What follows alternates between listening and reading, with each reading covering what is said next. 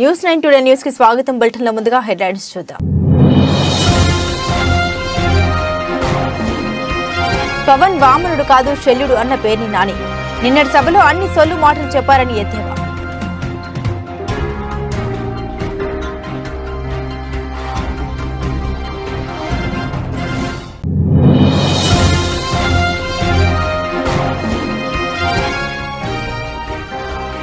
పవన్ కళ్యాణ్ వ్యాఖ్యలకు ఘాటుగా బదిలించిన మంత్రి రోజా. పార్టీ నిర్మాణం ఏనాడైనా పట్టించుకున్నావా అంటూ రోజా ఫైర్.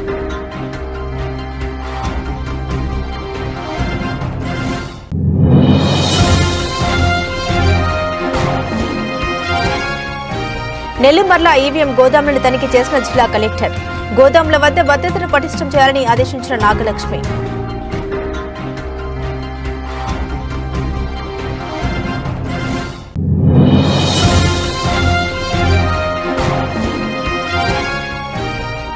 వైసీపీలో చేరిన ఐఏఎస్ అధికారి ఇంతియాజ్. పార్టీలోకి సాదరంగా ఆహ్వానించిన జగన్.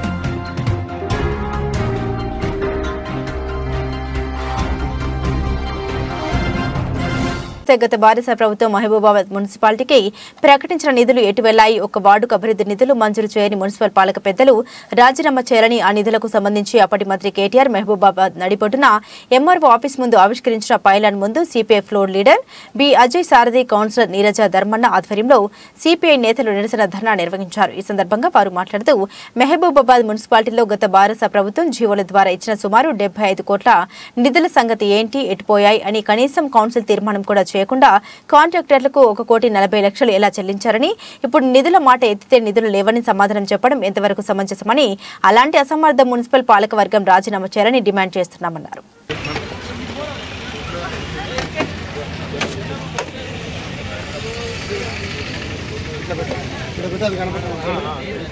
ప్రజలకు మరి అరచేతిలో వైకుంఠం చూపెట్టిన చందంగా మరి అనేక రకాల జీవోల పేరు మీద మరి కోట్ల రూపాయల నిధులు విడుదల చేసినట్టుగా ప్రకటించడం జరిగింది. ముఖ్యంగా గత సీఎం కేసీఆర్ గారు మహిబాద్ కలెక్టరేట్ కార్యాలయ ప్రారంభ సందర్భంగా గత సంవత్సరం జనవరి 30 తారీఖులో జీవో ఇచ్చి స్పెషల్ డెవలప్మెంట్ ఫండ్ పేరు మీద 50 కోట్లు, వార్డుకు 50 లక్షల పేరు మీద ఇచ్చినటువంటి ఆ యొక్క 50 కోట్లతో పాటు టీయూఎఫ్ఐడిసి సంబంధించినటువంటి 15 సెకండ్ థర్డ్ ఫేజ్ లో వచ్చినటువంటి 15 కోట్ల రూపాయలు, అదేవిధంగా స్టేట్ ప్లాన్ సంబంధించినటువంటి గ్రాంట్ నుంచి సుమారు 6 కోట్లు, అదేవిధంగా పట్టణ ప్రగతికి సంబంధించిన ప్రతి నెల రావాల్సినటువంటి 48 లక్షల సంబంధించినటువంటి సుమారు 12 నెలలుగా రాకపోవడంతో అది సుమారు ఒక 6 కోట్ల రూపాయలు. అదేవిధంగా గతంలో కేటీఆర్ గారు 2018లో ప్రకటించినటువంటి మరి అసిస్టెన్సీ మున్సిపాలిటీకి సంబంధించినటువంటి ఆ నిధులు సుమారు 2 కోట్లు. ఇట్లా అనేక రకాల నిధులన్నీ కూడా ఆ నిధులకు సంబంధించిన పనులు ఇవాళ పూర్తి కాలేదు. 78 కోట్ల రూపాయలు సుమారు మాకు అవగాహన ఉన్నంత వరకు వివిధ సంబంధించినటువంటి ఇందులో పవన్ ఫ్రస్ట్రేషన్ పీక్స్ కి చేరిందని మంత్రి రోజా ఎద్దేవా చేశారు. పవన్ చంద్రబాబు దగ్గర ఊడిగం చేస్తూ అందరినీ పాతాళానికి నెట్టేస్తున్నారని రోజా దుయ్యబట్టారు. జగన్, పవన్ దాదాపు ఒకేసారి పార్టీ పెట్టారని, 2 పార్టీల పరిస్థితిని గమనించాలని ఆమె పేర్కొన్నారు. పార్టీని బలోపేతం చేయకుండా బూత్ కమిటీల విషయంలో తాను చేసిన తప్పును జనసేన కార్యకర్తలపై నెట్టేశారని అన్నారు. తనను ప్రశ్నించవద్దని పవన్ కళ్యాణ్ అంటున్నారని తెలిపారు రోజా. అందరి చేత ఆశీర్వదింపబడుతున్నారనేది జగమెరిగిన సత్యం. మీరు ఏ వార్డులోకైనా ఏ విలేజ్కి వెళ్ళినా కూడా అర్హుడైన వాడు, ఏ పార్టీ వాడైనా, ఏ కులం వాడైనా, ఏ మతం వాడైనా వారికి అన్ని సంక్షేమం అభివృద్ధి అందుతుందా లేదా అనేది మీరు వెరిఫై చేస్తే మీకే అర్థమైపోతుంది.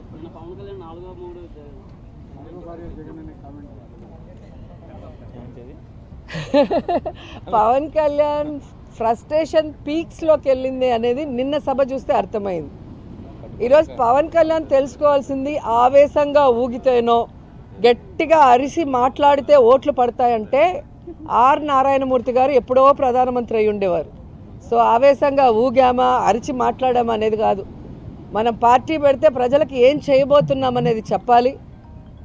ఆ అధికారంలో వచ్చే క్రమంలో ప్రతిపక్ష నాయకుడిగా ఏం చేశాము అనేది ఇక్కడ ప్రజలందరూ కూడా గమనిస్తారు. పార్టీ పెట్టి ఎన్నేళ్ళయింది? దాదాపుగా జగన్ గారు పార్టీ పెట్టిన దానికి, పవన్ కళ్యాణ్ పార్టీ పెట్టిన దానికి 1 ఇయర్ తేడా ఉంటుంది అంతే.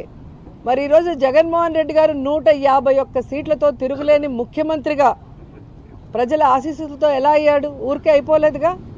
మరి నువ్వు కనీసం 2 చోట్ల నించుంటే 2 చోట్ల కూడా ఎమ్మెల్యేగా గెలవలేకపోయావు అంటే అర్థం చేసుకోవాలి.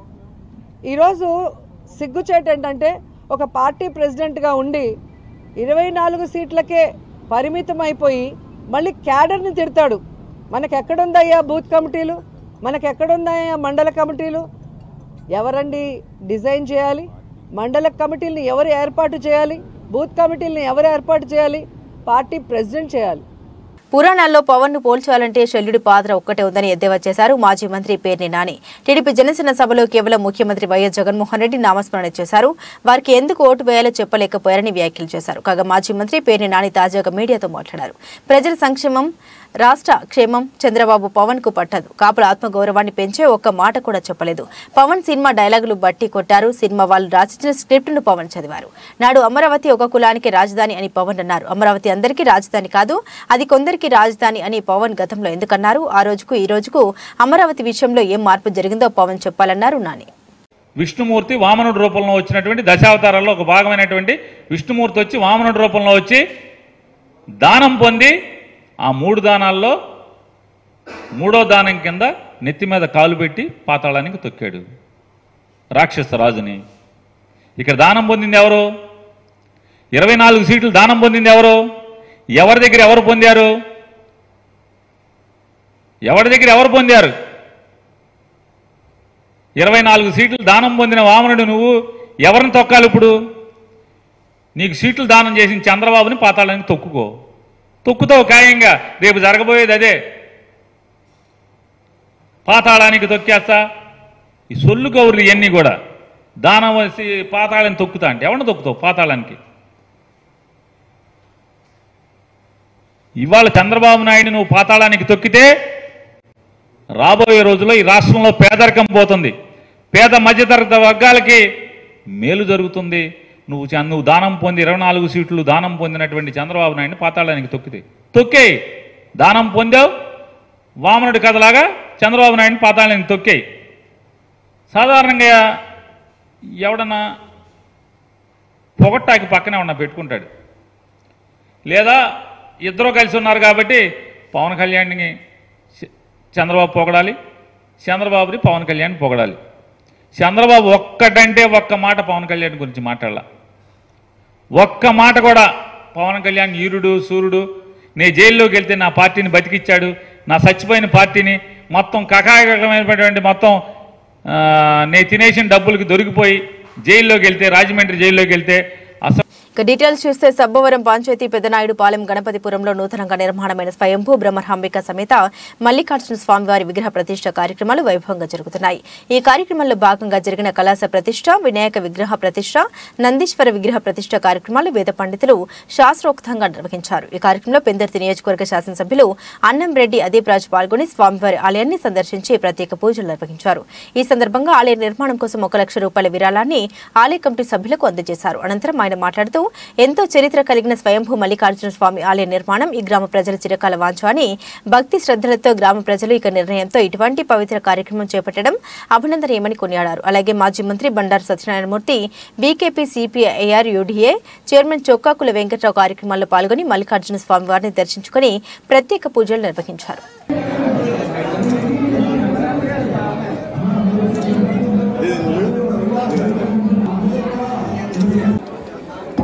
చాలా సంతోషం. మరి ఎప్పటి నుంచో కూడా ఈ ప్రాంత ప్రజలు, ముఖ్యంగా పెదనాయుడుపాలెంకి సంబంధించినటువంటి ప్రజలందరూ తాలూకు ఆకాంక్ష, చిరకాల కోరికగా ఎప్పటి నుంచో కూడా ఇక్కడ ఒక దేవాలయం నిర్మించాలి, ఆ పరమశివుడి యొక్క దేవాలయం నిర్మించాలి అని చెప్పి ప్రతి ఒక్కరు కూడా ఒక సంకల్పంతో మరి దీన్ని మొదలు పెట్టడం. మరి ఈరోజు మరి ఆ మల్లికార్జున స్వామి వారి ఆలయాన్ని ఇవాళ ప్రాణ ప్రతిష్ఠ చేయడం చాలా సంతోషంగా ఉంది. మరి అందులో ఈ పుణ్యకారణంలో పెద్దలందరికీ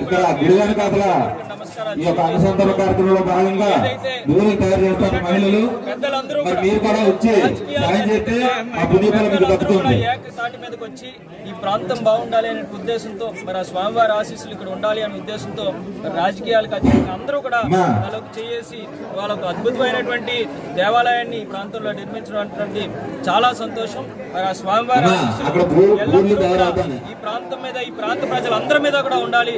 ప్రతి ఒక్కరూ అష్టైశ్వర్యాలతో ఆనందంగా ఉండాలి అని చెప్పి మనస్ఫూర్తిగా కోరుకుంటున్నాం.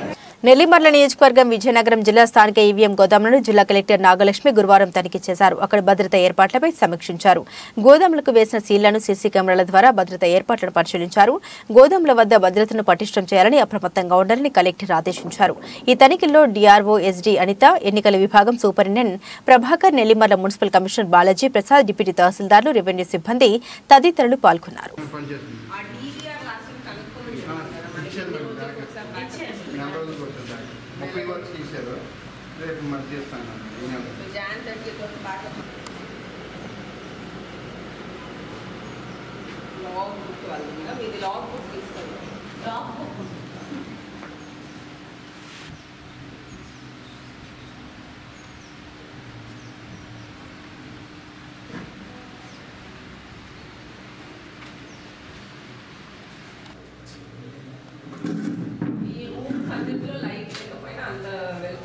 అంటే ఈ కెమెరాకి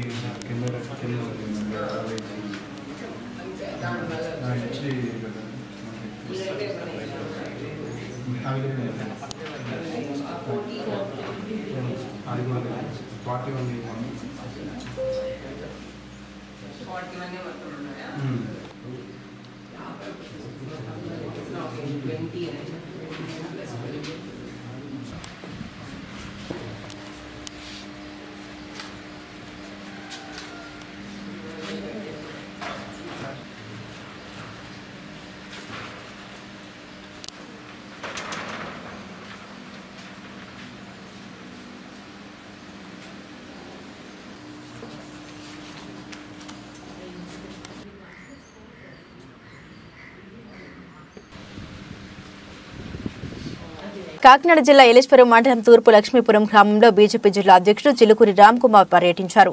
గత 10 రోజుల క్రితం గ్రామంలో నూతనంగా నిర్మించిన బీజేపీ జెండాను గుర్తు తెలియని వారు జెండాను పీకి జెండా ఫోల్ను వంచిన ఘటనను చిలుకూరి పరిశీలించారు. అనంతరం నూతన బీజేపీ పార్టీ జెండాను ఆవిష్కరించారు. ఈ సందర్భంగా మీడియాతో మాట్లాడుతూ ఇటీవల 10 రోజుల క్రితం ఇక్కడ నా చేతుల మీదుగా జెండా ఆవిష్కరణ జరిగిందని, బీజేపీకి పెరుగుతున్న ఆదరణ చూసి గుర్తు తెలియని దుండగులు జెండా ఫోల్ వంచి జెండాను పక్కన కాల్వలో పడేయడం దారుణమని పేర్కొన్నారు. ఈ చర్యకు పాల్పడిన వారిపై చట్టపరమైన చర్యలు చేపట్టాలని పోలీసులను కోరారు. లేని ఎడల జిల్లా వ్యాప్తంగా ఉద్యమం చేపడతామని తెలిపారు. రాష్ట్రం అభివృద్ధి పథంలో నడవాలంటే బీజేపీ ప్రభుత్వంతోనే సాధ్యమని ఈ సందర్భంగా ఆయన తెలిపారు. జై బీజేపీ, జై బీజేపీ, భారత్ మాతా కి జై, భారత్ మాతా కి జై, భారత్ మాతా కి జై, జై చిలుకూరి, జై చిలుకూరి, జై చిలుకూరి, జై చిలుకూరి, జై చిలుకూరి, జై చిలుకూరి, జై బీజేపీ, జై బీజేపీ, జై బీజేపీ, జై బీజేపీ, భారత్. ప్రతిపాడు నియోజకవర్గంలో ఏలేశ్వరం మండలంలోని తూర్పు లక్ష్మీపురం గ్రామంలో మా స్థానిక కార్యకర్తలు, బీజేపీ కార్యకర్తలు జెండా దిమ్మ కట్టి జెండా ఎగిరేయడం జరిగింది. నేనే స్వయంగా వచ్చి జెండా ఎగిరేయడం జరిగింది. దాన్ని ఇక్కడ సంఘ వ్యతిరేక శక్తులు జెండాని లాగేసి ఆ దిమ్మని కూడా డిస్టర్బ్ చేసి పాడు చేయడం జరిగింది. ఆధారాలు లేవు గనక మేము ఏ పార్టీ వారు చేశారని ఆరోపణ చేయట్లేదు, కానీ ఈ ప్రభుత్వం యొక్క వైఫల్యం కూడా కనిపిస్తూ ఉంది. మేము పోలీస్ స్టేషన్లో కంప్లైంట్ ఇచ్చాము. కానిస్టేబుల్ గారిని పంపడం జరిగింది. వారు ఇన్వెస్టిగేట్ చేస్తారు. ఇంతకుముందు కూడా పరిమితడక గ్రామంలో, దగ్గరలో ఉన్న పరిమితడక గ్రామంలో కూడా మేము కట్టిన జెండా దిమ్మకి ఈ వైసీపీ వాళ్ళు జెండా కూడా కట్టడం జరిగింది. అది మా స్థానిక కార్యకర్తలు గమనించి వెంటనే ఆ జెండాని తొలగించేయడం జరిగింది. మరి దానికి ప్రతిచర్యగా ఇది చేశారా లేదా వేరే వ్యక్తులు, వేరే పార్టీ వాళ్ళు చేశారా? ఎన్నికల వేళ కర్నూలు వైసీపీలో కీలక పరిణామం చోటు చేసుకుంది. సీనియర్ ఐఏఎస్ అధికారి ఇంతియాజ్ వైసీపీలో చేరారు. ముఖ్యమంత్రి జగన్ సమక్షంలో ఆయన వైసీపీ కండువా కప్పుకున్నారు. ఇంతియాజ్ కు కండువా కప్పి పార్టీలోకి జగన్ సాదరంగా ఆహ్వానించారు. ఈ కార్యక్రమంలో Ramasubbareddy, Kurnool MLA Hafeez Khan, Kurnool mayor BY Ramaiah, మాజీ ఎమ్మెల్యే ఎస్వి మోహన్ రెడ్డి తదితరులు హాజరయ్యారు. ఇంతియాజ్ ఇప్పటికే ఐఏఎస్ పదవికి స్వచ్ఛంద పదవి విరమణ చేశారు. గతంలో ఆయన సీఈఓగా మైనార్టీ సంక్షేమ శాఖ కార్యదర్శిగా బాధ్యతలు నిర్వహించారు. కర్నూలు అసెంబ్లీ నియోజకవర్గ అభ్యర్థిగా ఇంతియాజ్ పేరును జగన్ పరిశీలిస్తున్నట్లు సమాచారం. జనసేన పార్టీ మహారథయాత్రకు అనుమతులు లేకపోయినప్పటికీ సన్నాహాలు జరుపుతున్న విజయవాడ నగర అధికార ప్రతినిధి షేక్ గయాజుద్దీన్ ఐజార్ను భవానీపురం పోలీస్ సిఐ పోలీస్ స్టేషన్కు తరలించారు. ఈ సందర్భంగా జన సైనికులు మాట్లాడుతూ జనసేన పార్టీకి విజయవాడ పశ్చిమ నియోజకవర్గంలో వస్తున్న ప్రజాదరణ చూసి ఓర్వలేక అధికార పార్టీ ఇటువంటి పుట్టిన రాజకీయాలకు పాల్పడుతుందని అన్నారు.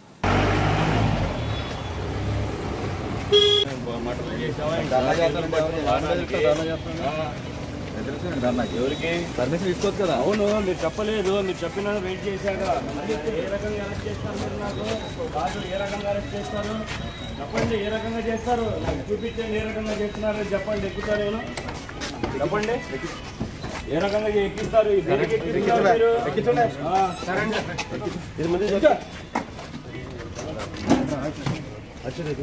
తీసుకొని చేసుకోమంటే కాంప్లికేట్ చేయడానికి ఏంటి ప్రతిదీ కూర్చో కూర్చో అని కాదు సరిపోతుంది.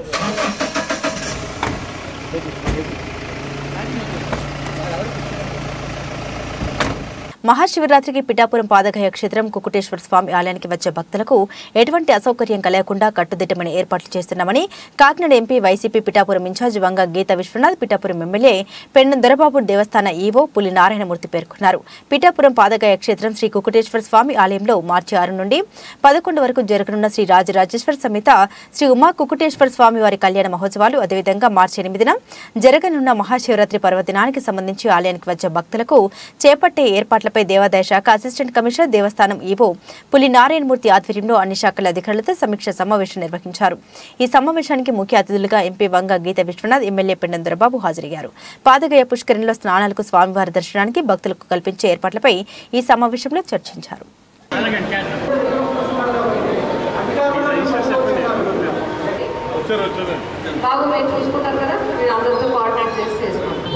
పిఠాపురం నియోజకవర్గం అత్యంత ప్రతిష్టాత్మకంగా చేసేటువంటి శివరాత్రి పాతగయ క్షేత్రంలో అష్టాదశ పీఠాల్లో పీఠమైనటువంటి పురోహితిగా అమ్మవారు, అలాగే దత్తక్షేత్రంగా పిలువబడే ఈ పాతగయ క్షేత్రం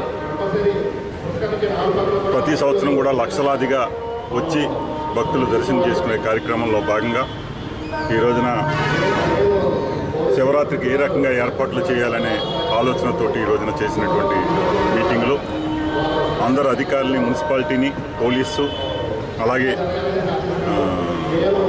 ఆలయ సిబ్బంది, అర్చకులు, ఈవో గారు, పాత కమిటీ టైం అయిపోయిన ఆగంటి ప్రభాకర కమిటీ అయిపోయినా వీరందరూ కూడా గతంలో ఏదైతే గతంలో ఎలాగైతే చేశారో సక్సెస్ఫుల్గా సామాన్యులకు పెద్దపీట వేస్తూ భక్తులకి ఏ రకమైన ఇబ్బంది లేకుండా చేసిన సందర్భం గత 4 సంవత్సరాలుగా చేసినటువంటి విధానం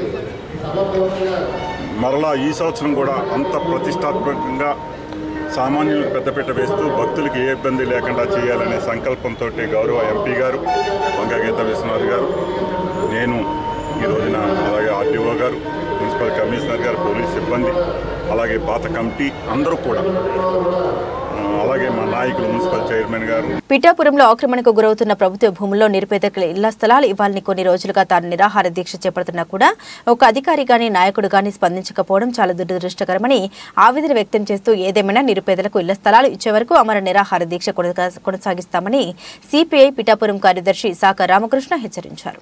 పిఠాపురం ప్రభుత్వ భూముల పరిరక్షణ, నిరుపేదలకు ఇళ్ల స్థలాలు కోరుతూ పిఠాపురం తహసీల్దార్ కార్యాలయం ఎదుట సిపిఐ పిఠాపురం కార్యదర్శి సాక రామకృష్ణ చేపట్టిన అమర నిరాహార దీక్ష 3వ రోజు కూడా కొనసాగింది. నిరుపేదలు, మున్సిపల్ పారిశుద్ధ్య అవుట్సోర్సింగ్ కార్మికులు పలువురు రామకృష్ణ దీక్షకు మద్దతు తెలిపారు. ఈ సందర్భంగా సాక రామకృష్ణ మీడియాతో మాట్లాడారు.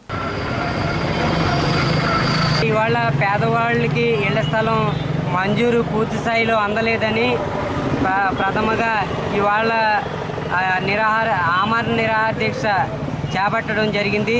గతంలో కూడా శాంతియుతంగా 3 రోజులు నిరాహార దీక్ష చేపట్టడం జరిగింది. అది దానికి అధికారులు స్పందించకపోవడంతో ఆమరణ నిరాహార దీక్ష, పేదల ఇళ్ల స్థలం పూర్తి స్థాయిలో అందాలని ఆమరణ నిరాహార దీక్ష చేపట్టడం జరిగింది. ఇప్పుడు ప్రథమంగా మేము కోరే డిమాండ్లు, మున్సిపల్ రంగంలో పనిచేసే కార్మికులు ఎవరైతే ఉన్నారో వాళ్ళకి కాలనీ ఏర్పాటు చేయాలని గత సమ్మెలో మేము ప్రతిపాదన పెట్టాం. అది పూర్తి స్థాయిలో వాళ్ళకి కాలనీ ఒకటి ఏర్పాటు చేయాలని మేము కోరుతూ ఉన్నాం. అదేవిధంగా చిత్రాడ ఈబీసీ కాలనీలో 25 సంవత్సరాల నుంచి కాపురం ఉంటున్న నివాసులకి అక్కడే పట్టాలు ఏర్పాటు చేయాలని డిమాండ్ చేస్తూ ఉన్నాం.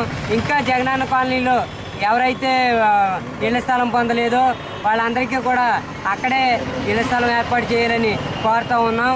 మూడవదిగా జర్నలిస్ట్ సోదరులు ఉన్నారు, వాళ్ళకి ఏ ప్రభుత్వం మారినా కూడా అదిగో ఇల్లు స్థలం ఇస్తాం, ఇదిగో ఇల్లు స్థలం ఇస్తామని కాలయాపన చేస్తున్నారు తప్ప వాళ్ళతో వార్తలు రాయించుకుంటున్నారు తప్ప వాళ్ళని వాడుకుంటున్నారు తప్ప ఇంతవరకు వాళ్ళకి ఇల్లు స్థలం ఇచ్చింది లేదు.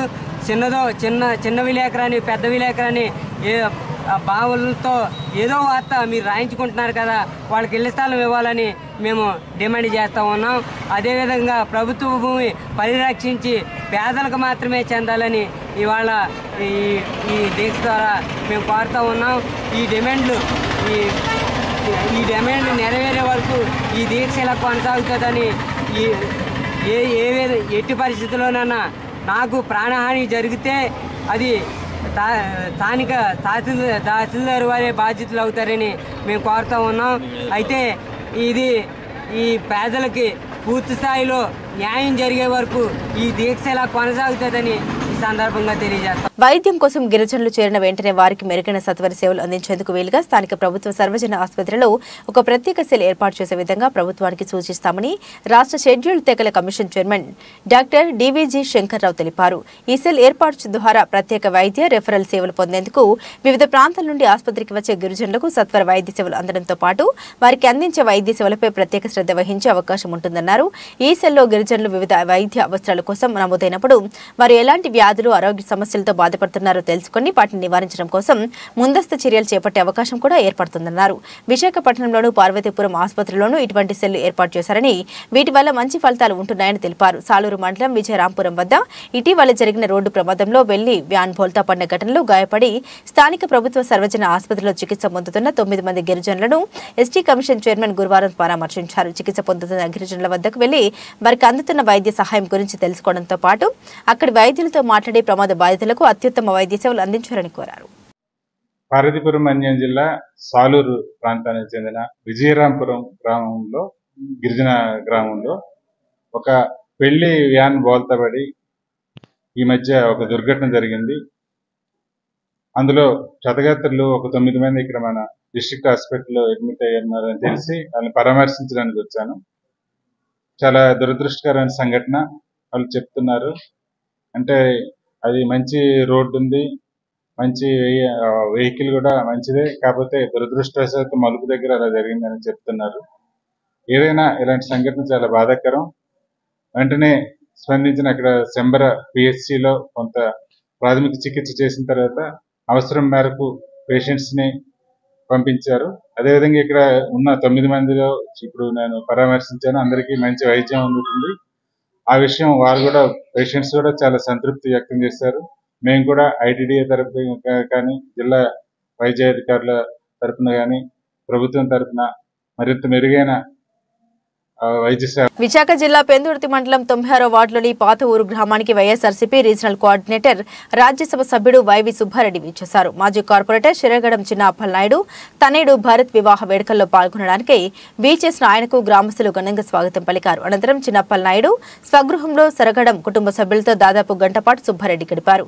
ఈ సందర్భంగా కొంతమంది అప్పలనాయుడు అభిమానులు రాజకీయ పరిస్థితులపై ప్రశ్నించడానికి ప్రయత్నించగా ఇది తరుణం కాదని తాను కేవలం శుభకార్యంలో పాల్గొనడానికి వచ్చానని త్వరలోనే తెలియజేస్తామన్నారు. అనంతరం స్థానిక విలేకరులు పెందుర్తి అసెంబ్లీ సీటుపై ప్రశ్నించగా దాదాపు సిట్టింగ్ ఎమ్మెల్యేలు అందరికీ సీట్లు కేటాయింపు జరిగిందని, మార్పులు అనేవి ఉంటే ఈ పాటికే జరిగేదన్న విషయాన్ని గ్రహించాలని స్పష్టం చేశారు. శుభకార్యానికి వచ్చిన తాను ఇంతకు మించి రాజకీయాలు మాట్లాడాలని త్వరలోనే చిన్న అప్పలనాయుడిని కలుస్తామని అన్నారు.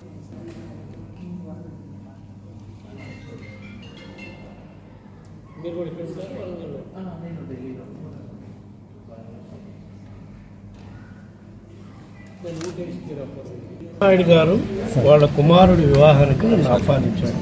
వివాహ సందర్భంగా వచ్చి పెళ్లి కుమారుడు కుటుంబ సభ్యులు కలిసి వాళ్ళని ఆశీర్వదించారు. సార్ పెళ్లి టికెట్ విషయం అసలు ఇంతవరకు అనౌన్స్ చేయలేదు sir.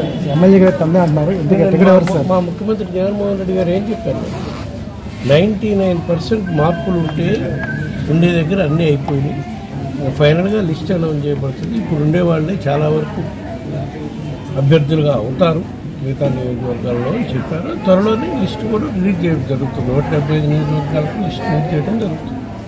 Young friends boxing club ఆధ్వర్యాన 3వ సబ్ జూనియర్ బాలబాలికల రాష్ట్ర స్థాయి బాక్సింగ్ ఛాంపియన్షిప్ పోటీలు జరగనున్నట్లు పశ్చిమ నియోజకవర్గ శాసనసభ్యుడు గణబాబు తెలిపారు. గురువారం గోపాలపట్నంలోని గణబాబు స్వగృహం నందు క్లబ్ సభ్యులతో కలిసి వచ్చే నెల 3వ తేదీ నుండి జరగబో ఈ పోటీలకు సంబంధించిన గోడ పత్రికలను కాంపిటీషన్ కప్ను ఆవిష్కరించారు. ఈ సందర్భంగా ఆయన మాట్లాడుతూ ఇటువంటి పోటీలు నిర్వహించడం ఎంతో అభినందనీయమని పేర్కొన్నారు. ఈ కార్యక్రమంలో corporator Bommidi Ramana, Andhra Pradesh boxing association ప్రతినిధులు B Lakshman Dev, D Nageswararao, GS Raju, Murthy Patnaik, Naripinni Satyaraju, Elamanchili Prasad, Bobby, Kolli Apparao, Alajangi Srinu, Kiran Kumar, SS Prabhakar, Nookaraju తదితరులు పాల్గొన్నారు. ఈ పోటీలు జరగబోతా ఉన్నాయి. స్టేట్ ఛాంపియన్షిప్స్ గా అన్ని జిల్లాల నుంచి జట్లు పాల్గొంటాయి. ముఖ్యంగా బాక్సింగ్ అనేటువంటిది విశాఖపట్నం హబ్ గా అనేక మంది క్రీడాకారులు తయారయ్యారు. రాష్ట్రానికి, దేశానికి ప్రాతినిధ్యం వహించినటువంటి ఒక మంచి కోచెస్ కానీ ఆర్గనైజేషన్ ఉన్నటువంటి వైజాగ్ లో, గోపాలపట్నంలో కూడా మన హై స్కూల్లో చక్కగా చిన్నపిల్లలు, ముఖ్యంగా చిన్న స్కూల్ ఏజ్ పిల్లలకి బాక్సింగ్ నేర్పించడం అనేది చూస్తున్నాం. సో వాళ్ళకు ఒక ఎగ్జిబిట్ చేసుకునేటువంటి అవకాశం కలిగించాలి. ఇక్కడే ఆ పోటీల్లో పాల్గొంటే వాళ్ళు స్ఫూర్తిగా తీసుకొని రానున్న రోజుల్లో వాళ్ళు భవిష్యత్తులో మళ్ళీ స్టేట్కి కానీ మళ్ళీ సీనియర్ గ్రూపుల్లో కూడా వాళ్ళు ఆడే అవకాశం ఉంటుంది. కాబట్టి ఈ ఏజ్ గ్రూప్ వాళ్ళని ఎక్కువ ఎంకరేజ్ చేయాలనేటువంటిది అన్ని క్రీడాంశాలకు కూడా ప్రయత్నం చేస్తుంటాయి. అందులో బాక్సింగ్ అనేటప్పటికి ఒక చాలా క్రేజీ ఈవెంట్. ముఖ్యంగా వైజాగ్ ప్లాట్ఫామ్ గా చాలా మంది మంచి ప్లేయర్స్ తయారయ్యారు. సో మన గోపాలపట్నం వేదికగా బాక్సర్స్ ని తయారు చేసేటువంటి క్రమంలో ఇప్పుడు వాలంటరీగా కోచెస్ కూడా వాళ్ళకి తరఫీ. శ్రీకాకుళం మున్సిపాలిటీ కేంద్రంలో మళ్లీ జగన్మోహన్ రెడ్డి ప్రభుత్వం అధికారంలోకి వస్తే పల్లెలు శిథిలమైపోతాయని, గ్రామీణ ప్రాంత ప్రజలు నాశనం అయిపోతారని, స్థానిక ప్రజాప్రతినిధులు అన్యాయం అయిపోతారని రాష్ట్ర పంచాయతీరాజ్ అధ్యక్షులు రాజేంద్ర ప్రసాద్ అన్నారు. కలెక్టర్ కార్యాలయం వద్ద నిరసన కార్యక్రమాలు చేపట్టారు. ఈ కార్యక్రమానికి జిల్లాకు చెందిన సర్పంచ్లు పాల్గొన్నారు. 12,918 గ్రామాల్లో ప్రజలు 3,50,00,000 మంది తీవ్ర అన్యాయాన్ని గురవుతున్నారని, ప్రజాప్రతినిధులు ఉత్సవ విగ్రహాలు మారిపోయారని, అసమర్థులు చేతకాని వాళ్లు అధికారంలో ఉంటే పరిస్థితి ఇలాగే ఉంటుందని అన్నారు. ఉమ్మడి జిల్లాల సర్పంచ్ల సంఘం అధ్యక్షులు గుండు శంకర్ మాట్లాడుతూ ఎన్నాళ్లుగా పోరాటం చేస్తున్నా 16 సమస్యలు పరిష్కారం కాలేదని, గత 3 సంవత్సరాలుగా గ్రామాల్లో ఏమి చేయాలని పరిస్థితి నెలకొందని, 14-15 ఆర్థిక సంఘం నిధులు వేల కోట్ల రూపాయలు దారి మళ్లించిందని, సొంత పథకాలకు వాడుకున్నారని అన్నారు. గ్రామ వాలంటీర్లు, గ్రామ సచివాలయాలను పంచాయతీల విలీనం చేయాలని గత 3 సంవత్సరాలుగా అనేక ఉద్యమాలు చేసిన ప్రభుత్వం ఏమాత్రం స్పందించలేదని, రాబోయే ఎన్నికల్లో జగన్మోహన్ రెడ్డిని ఓడించడమే లక్ష్యమని అన్నారు. మౌలిక వసతులు మేము కల్పించుకోలేని పరిస్థితి. 14-15 ఆర్థిక సంఘం నిధులు 8,660 కోట్లు దొంగిలిస్తూ రాష్ట్ర ప్రభుత్వం ఇవ్వాల్సిన వాటా ఇవ్వకపోగా కేంద్రం నుండి వచ్చిన నిధులన్నీ కూడా మాకు చెప్పకుండా రాత్రికి రాత్రి దొంగిలిస్తూ, అదేవిధంగా మాకు సమాంతరంగా ఈ వాలంటరీ సచివాలయ వ్యవస్థను తీసుకొచ్చి మా అధికారాలను కూడా కాలరేస్తూ నిధుల్ని విధులను కూడా. బులెటిన్ ముగించే ముందు హెడ్లైన్స్ మరోసారి.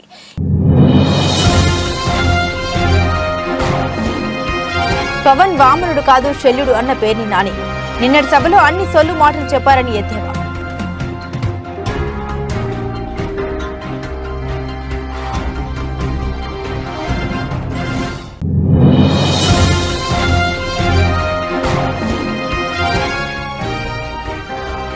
పవన్ కళ్యాణ్ వ్యాఖ్యలకు ఘాటుగా బదిలించిన మంత్రి రోజా. పార్టీ నిర్మాణం ఏనాడైనా పట్టించుకున్నావా అంటూ రోజా ఫైర్.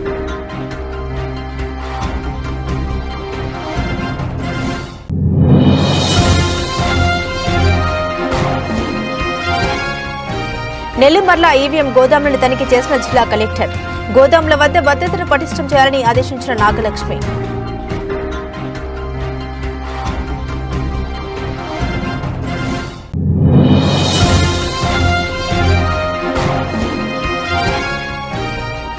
వైసీపీలో చేరిన ఐఏఎస్ అధికారి ఇంతియాజ్. పార్టీలోకి సాదరంగా ఆహ్వానించిన జగన్.